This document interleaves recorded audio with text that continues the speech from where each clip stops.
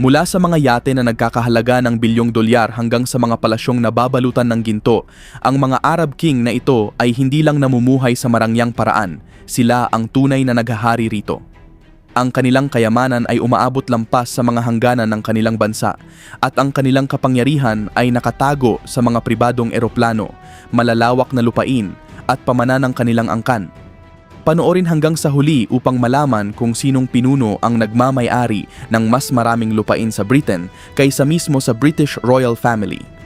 Pero bago tayo magsimula, kung bago ka pa lamang sa aming channel, mag-subscribe ka na para naman lagi kang updated sa mga ganitong uri ng video. King Abdullah II of Jordan, Royal Wealth Without Oil. Habang karamihan sa mga monarch sa gitnang silangan ay yumaman dahil sa langis, ibang landas ang tinahak ni Haring Abdullah II ng Jordan. Sa halip na umasa sa langis, ginamit niya ang mahalagang lokasyon ng Jordan bilang susi sa pag-unlad. Sa tinatayang net worth na mahigit $750 million, pinamumunuan niya ang isang bansang walang malalaking oil field, ngunit napakahalaga sa estratehikong lokasyon nito. Ang kanyang pangunahing tirahan, ang Royal Hassan Palace sa Amman, ay tinatayang nagkakahalaga ng $150 million. Pinagsasama nito ang tradisyonal na disenyong Arabo at modernong karangyaan. Sa loob ng palasyo ay makikita ang isang pribadong sinehan, Olympic-size swimming pool, marangyang gym, at mga interior na yari sa kamay na karapat-dapat sa mga state dinner at maging sa mga sikat na personalidad sa Hollywood. Ngunit hindi lamang sa Jordan nakatuon ang kanyang mga ari-arian.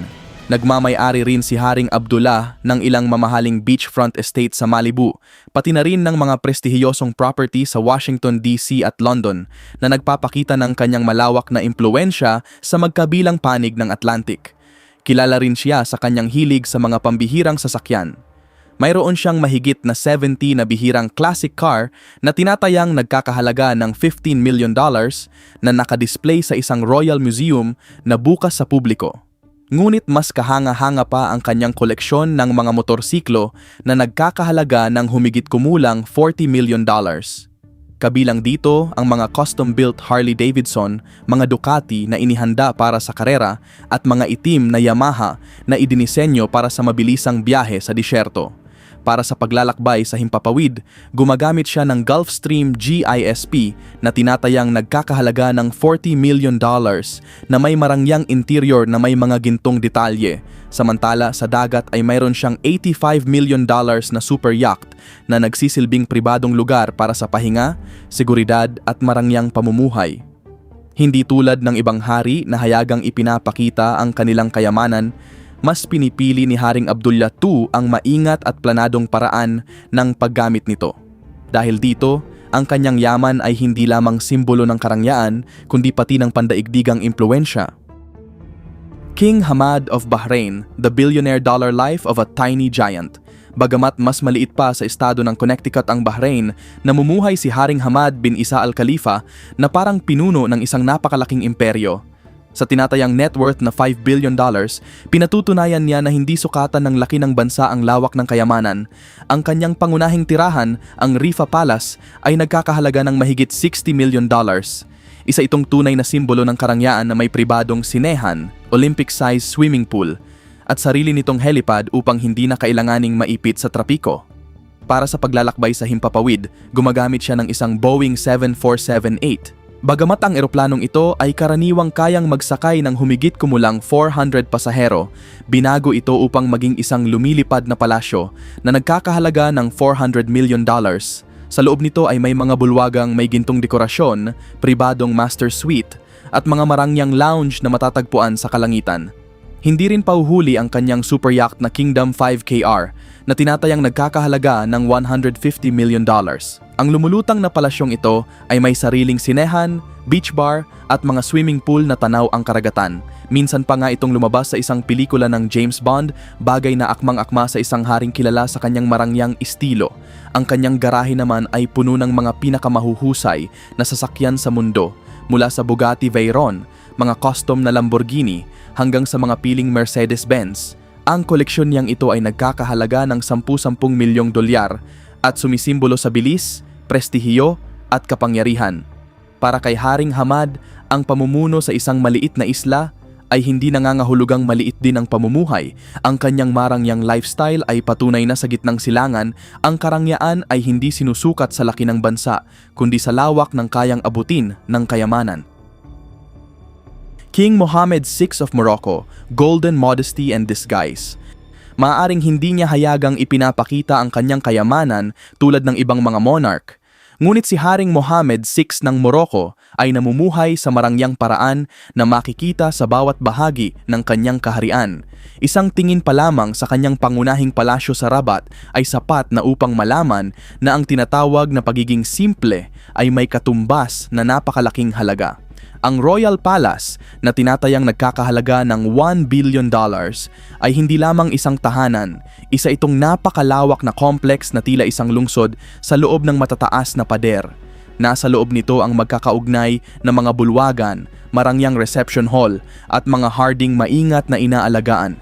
At hindi lang isa ang kanyang palasyo.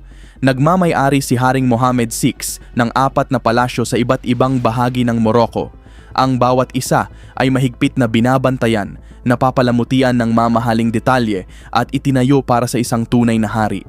Napakalaki rin ng gastusin upang mapanatili ang kanyang royal estate.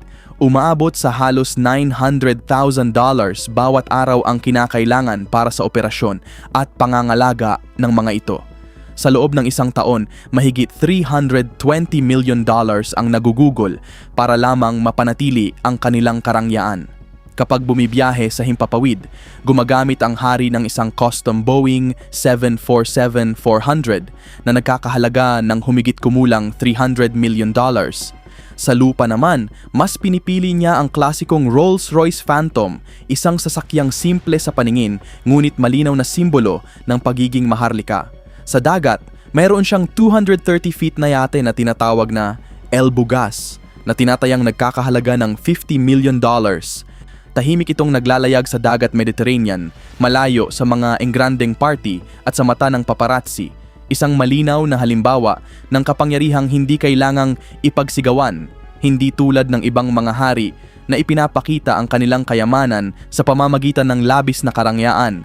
Pinipili ni Haring Mohammed VI ang isang mas mahinahon, ngunit makapangyarihang imahe. Pinatutunayan niya na sa mundo ng mga hari, kahit ang pagiging simple ay maaaring magsuot ng koronang yari sa ginto.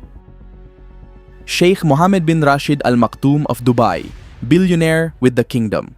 Pagdating sa kapangyarihan at karangyaan, kakaunti lamang ang maihahambing kay Sheikh Mohammed bin Rashid Al Maktoum, ang pinuno ng Dubai.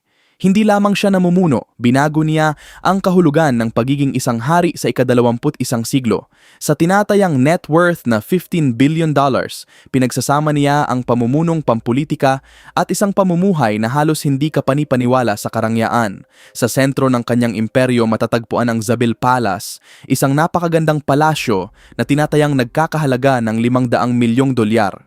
Ang mga simboryong may gintong dekorasyon at malalawak na bulwagang may salamin ay sumasalamin sa kanyang kapangyarihan at impluensya. Ngunit isa sa pinakatanyag na pangyayari sa kanyang buhay ay ang kanyang kasal.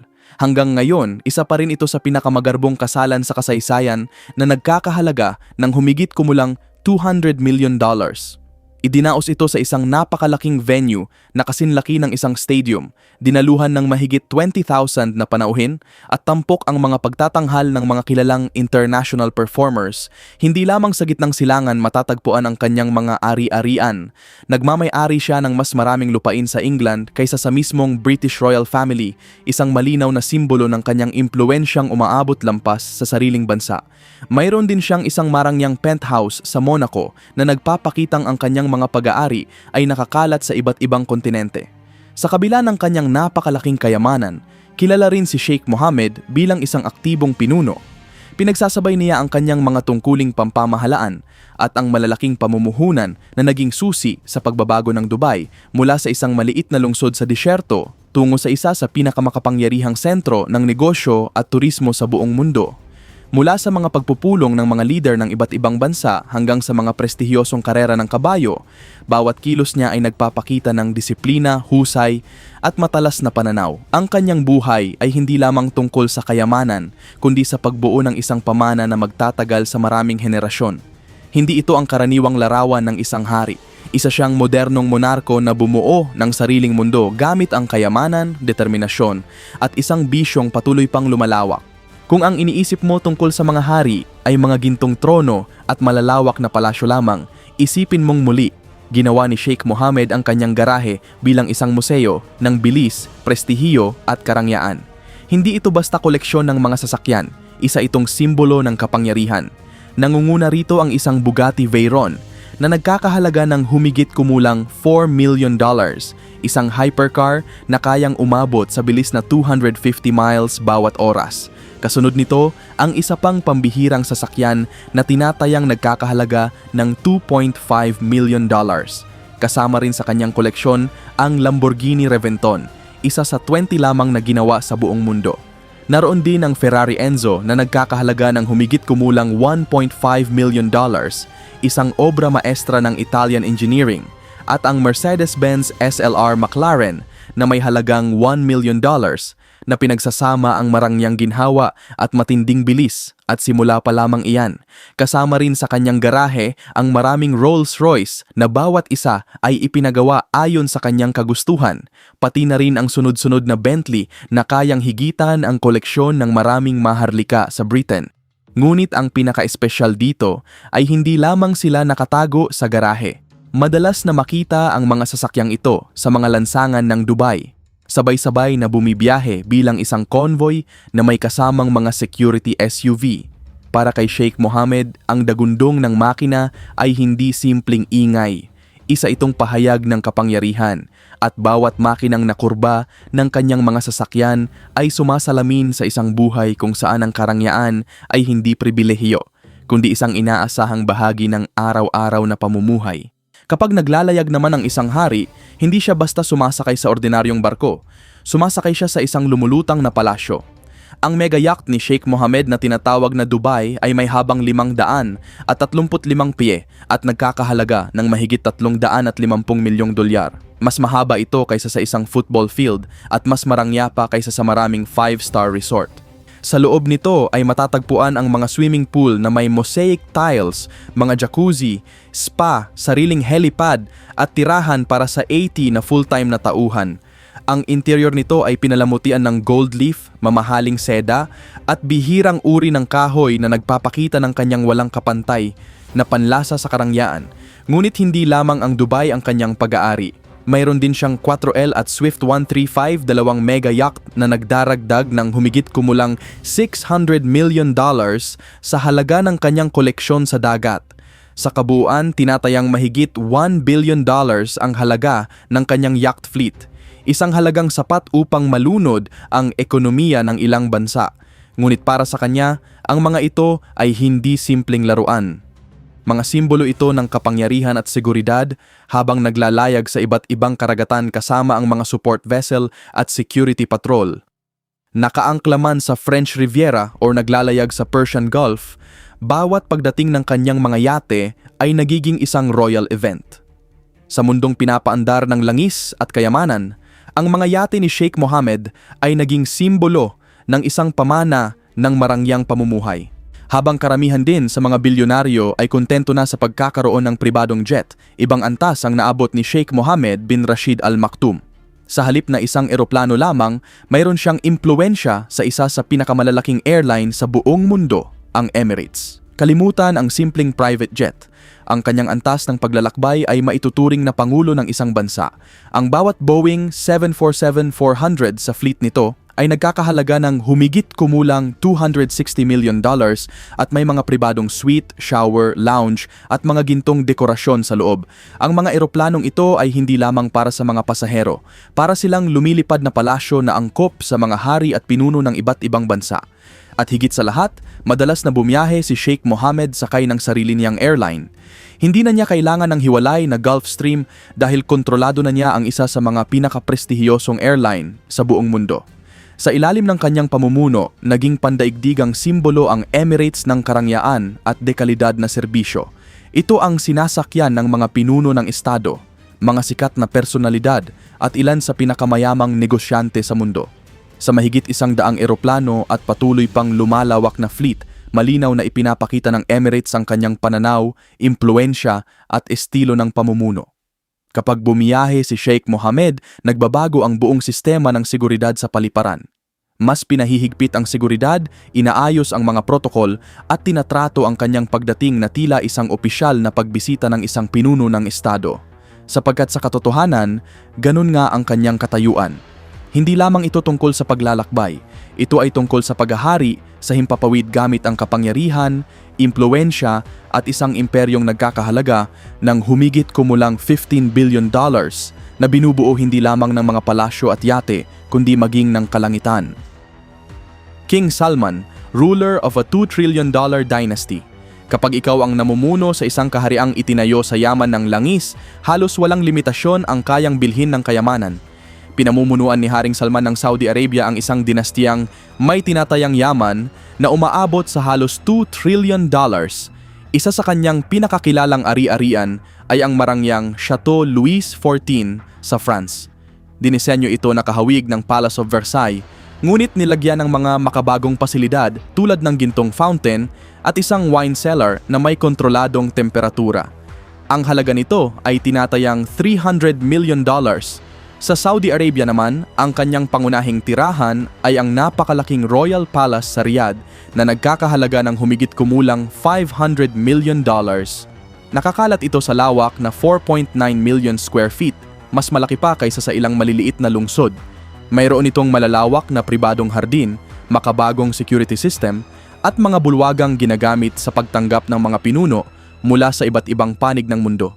Mula sa mga bihirang obra maestra ng sining hanggang sa marmol na may gintong dekorasyon na inangkat pa mula sa Italy, bawat detalye ng kanyang palasyo ay nagpapakita ng kapangyarihan at karangyaan. Ang kanyang royal entourage ay kumikilos na tila isang maliit na pamahalaan. Binubuo ito ng mga personal chef, protocol officer, security personnel at mga tagapayo na nagtatrabaho ng buong oras upang matiyak ang maayos na takbo ng kanyang kaharian. Hindi lamang namumuhay si Haring Salman sa karangyaan, siya mismo ang larawan ng marangyang pamumuhay, isang pagsasama ng sinaunang tradisyon ng monarkiya at makabagong pandaigdigang diplomasya. Ang lahat ng ito ay pinagsasama-sama sa loob ng mga pader na ang halaga ay mas mataas pa kaysa taunang budget ng maraming bansa. Sa Saudi Arabia, ang kayamanan ay hindi itinatago o ibinubulong lamang. Ito ay nakaukit sa bato at makikita sa bawat bahagi ng kaharian. Ang gintong garahe at pribadong imperyo sa himpapawid ni Haring Salman. Isipin mong hindi lamang isa o dalawang supercar ang pagmamay-ari mo, kundi mahigit 7,000 sa mga pinakabihira at pinakamamahaling sasakyan sa buong mundo. Para kay Haring Salman, ang mga sasakyan ay hindi basta ginagamit sa pagmamaneho. Kinokolekta niya ang mga ito sa antas na tanging isang hari lamang ang kayang gawin. Sa loob ng mga garahe na kasinlaki ng mga aircraft hangar ay matatagpuan ang ilan sa mga pinakakahanga-hangang sasakyan sa mundo. Kabilang dito ang Mercedes-Benz SLR 600 na nagkakahalaga ng humigit kumulang $4.8 million, isang Bugatti Veyron na may halagang $3.4 million, at isang gold-plated Rolls-Royce Phantom na tinatayang nagkakahalaga ng $2.5 million. Ang bawat isa ay simbolo ng sukdulang karangyaan at pagiging eksklusibo. Ngunit hindi lamang dami ang mahalaga sa kanyang koleksyon. Ito ay tungkol sa pagpapakita ng kapangyarihan. Mula sa mga Ferrari at Lamborghini hanggang sa mga klasikong Bentley at mga nakabaluting SUV, ang garahe ni Haring Salman ay isang metalikong palasyo na tinatayang nagkakahalaga ng mahigit $1 bilyong. Hindi lamang ito koleksyon ng mga sasakyan, isa itong gumagalaw na kasaysayan ng pinakamahusay na sasakyang nagawa sa mundo. At kapag oras na upang maglakbay sa himpapawid, ibang antas din ang kanyang ginagamit. Kalimutan ang karaniwang pribadong jet. Mayroon siyang Boeing 747 na nagkakahalaga ng humigit kumulang $500 million na ginawang isang lumilipad na palasyo. Sa loob nito ay makikita ang mga gintong dekorasyon, marangyang silk interior, isang conference room sa kalangitan at maging isang kumpletong medical bay para sa anumang emergency. At isa lamang ito sa ilang eroplano sa kanyang aviation fleet. Sa kabuuan, tinatayang lumalagpas sa $2 billion ang halaga ng kanyang koleksyon ng sasakyang panghimpapawid. Napakahigpit din ng seguridad ng mga ito. Ang bawat eroplano ay nilagyan ng mga military-grade countermeasure system, satellite jamming technology at biometric access control upang matiyak ang pinakamataas na antas ng proteksyon. Kapag bumiyahe si Haring Salman, napapansin ito ng buong mundo. Maging ang mga ruta sa himpapawid ay maingat na inaayos upang matiyak ang kanyang ligtas na paglalakbay. Para sa hari ng Saudi Arabia, ang paglalakbay ay hindi lamang isang pangangailangan, isa itong engranding kaganapan. Sa lupa man o sa himpapawid, bawat sasakyang kanyang ginagamit ay isang malinaw na pahayag ng kapangyarihan, impluwensya at maharlikang prestihiyo. Sultan of Brunei. Ganito ang tunay na mukha ng kapangyarihan. Maligayang pagdating sa mundo ni Sultan Hassan al-Bolkiah ng Brunei, kung saan kahit ang simpleng pagpapagupit ay nagkakahalaga ng humigit kumulang $20,000 dahil personal pang pinapalipad mula sa London ang kanyang paboritong barber gamit ang pribadong jet. Para sa karamihan, isa na itong napakalaking gastusin. Ngunit para sa sultan, normal lamang ito. Sa tinatayang personal na yaman na mahigit $30 billion, hindi lamang siya mayaman, ginagamit niya ang kanyang kayamanan bilang simbolo ng kapangyarihan. Makikita ito sa bawat detalyeng nababalutan ng ginto sa kanyang pamumuhay. Pagdating sa mga sasakyan, kakaunti lamang ang makakatapat sa kanya. Mayroon siyang mahigit 7,000 na mamahaling kotse, kabilang ang Lamborghini Veneno na nagkakahalaga ng humigit kumulang $4 million at isang Bugatti Veyron na tinatayang $2.5 million. Lahat ng ito ay nakaimbak sa mga garahe na may climate control upang mapanatili ang kanilang perpektong kondisyon. Napakalawak ng kanyang koleksyon na kaya nitong makipagsabayan sa mga pinakamalalaking museo ng sasakyan sa mundo. Ngunit hindi nagtatapos sa lupa ang kanyang karangyaan. Kapag bumibiyahe sa himpapawid, gumagamit siya ng isang Boeing 747-432 na nagkakahalaga ng humigit kumulang $100 million. Ang loob nito ay nilagyan ng mga gintong kagamitan, kristal na chandelier at isang upuang tila trono na matatagpuan sa pangunahing cabin.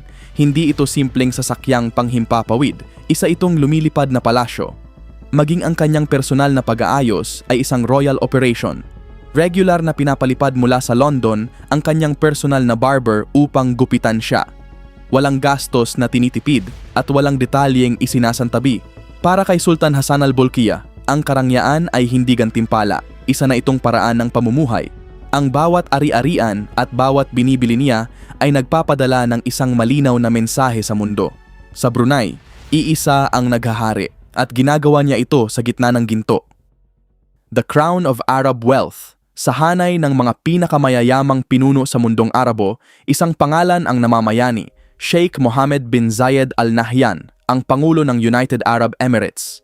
Sa tinatayang net worth na lumalagpas sa $30 billion, isa siya sa pinakamakapangyarihan at pinakamayamang leader sa rehiyon ng Gulf. Hindi lamang siya mayaman, siya ang mismong larawan ng kapangyarihang itinayo sa yaman ng langis. Ang sentro ng kanyang pamumuno ay ang Emirates Palace sa Abu Dhabi. Ngunit ang tawagin itong palasyo ay tila kulang. Isa itong imperyong yari sa marmol at ginto na nagkakahalaga ng humigit kumulang $3 billion. Mula sa mga chandelier na gawa sa Swarovski crystals hanggang sa 24-karat gold coffee na inihahain sa mga espesyal na panauhin, bawat sulok nito ay nagpapakita ng sukdulang karangyaan. Ngunit hindi lamang sa Abu Dhabi matatagpuan ang kanyang mga ari-arian.